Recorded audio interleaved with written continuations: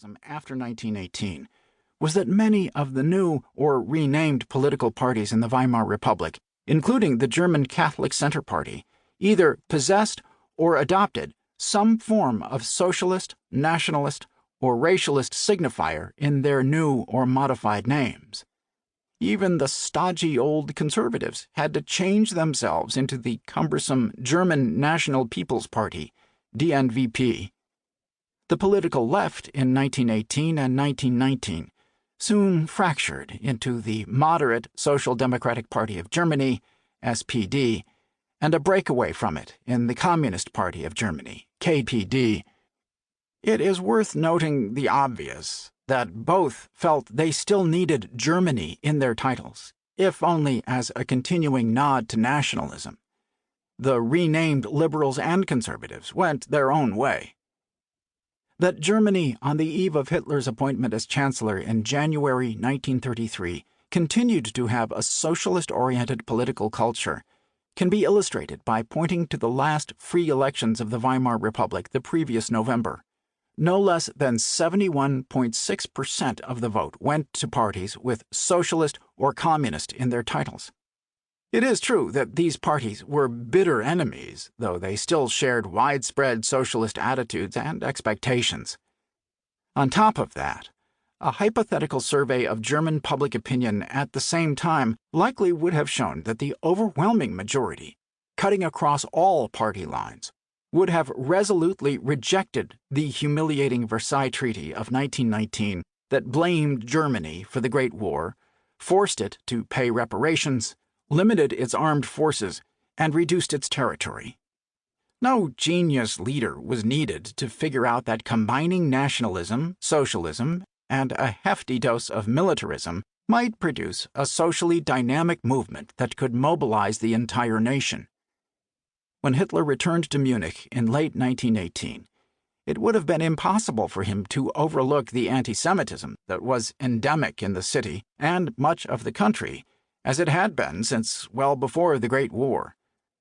To some extent, he must have been steeped in an atmosphere hostile to Jews during his pre-war years in Vienna. However, there is no reliable evidence that he had given expression to any race hatred before 1918, and in fact he had gotten along quite well with the Jews in his immediate environment. He remembered that when his mother was suffering a lingering, painful death, Dr. Eduard Bloch, a Jew, did his best to help, and decades later Hitler saw to it that the doctor obtained safe passage out of the country. It was all the more appalling that from 1919 Hitler made radical and rational, as opposed to merely emotional anti-Semitism, a foundational part of his political philosophy.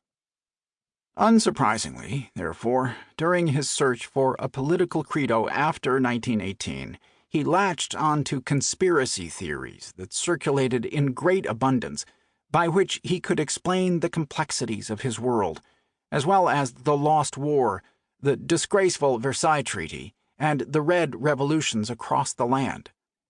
According to such beliefs, the nation's setbacks in foreign policy and the discord in social life all became explicable as the result of visible and omnipotent international wire pullers. Such conspiracy theories were so prominent at the time of the Nazi Party's creation that it was unnecessary for Hitler to convince the first cohorts of true believers of his ideas, which were anything but unique, original, or restricted to Nazism. In due course, Hitler worked out a more complete political doctrine, cobbled together from nationalism, socialism, and anti-Semitism. Between 1920 and 1945, he outlined often how this theory would be used to revolutionize German society. In a September 1933 speech, for example, he observed that the Nazi Party had already secured an absolute takeover of political power. Merely to regard such a victory as the achievement of their goal, however, would be a grave mistake, he boasted proudly, because National Socialism was far more than a conventional political belief. It was a Weltanschauung, or worldview. Getting power, therefore, was simply